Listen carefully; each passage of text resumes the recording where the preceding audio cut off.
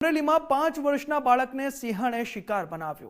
ધારી તાલુકાના માણાવાવ ગામની વાડીમાં બાળકનું મોત નીપજ્યું છે। ખેતમજૂર પરિવારના 5 વર્ષના બાળકને સિંહણે મોતને ઘાટ ઉતારી દીધો। 5 વર્ષીય કટારા ધવલ ઈશ્વરભાઈ નામના બાળકને સિંહણે શિકાર બનાવ્યો છે। અમરેલીની આ ઘટના છે। સિંહણે બાળકને શિકાર બનાવતા સ્થાનિકોમાં અત્યારે એક ભય વ્યાપી ગયો છે। સરસિયા રેન્જ આરએફઓ સહિત વન વિભાગની ટીમે તપાસ શરૂ કરી છે। ડીસીએફ વિકાસ યાદવે સિંહણને પકડવા 3 ટીમો બનાવી છે। હુમલાખોર સિંહણની શોધખોળ શરૂ કરવામાં આવી છે અને વહેલી તકે તેને પકડવામાં આવે તે માટે ટીમની વ્યવસ્થા પણ કરી દેવામાં આવી છે।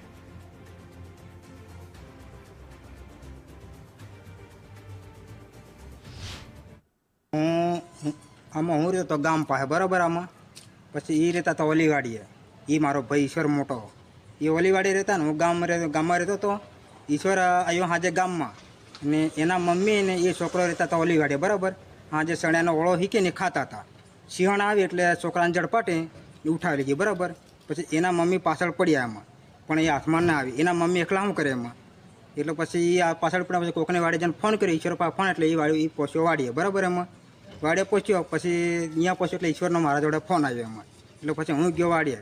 પછી એમાં કમસે કમ વધારે તો નહીં 200 મીટર જેટલો ખેતર દૂર હતું બાજરાનું। એમાં સિંહણ લઈને ઘરી ગઈ એમાં। ત્યારે સરસિયા રેન્જ આરએફઓ સહિત વન વિભાગની ટીમે તપાસ શરૂ કરી દીધી છે અને ગ્રામજનોમાં પણ એક ભયનો માહોલ વ્યાપી ગયો છે।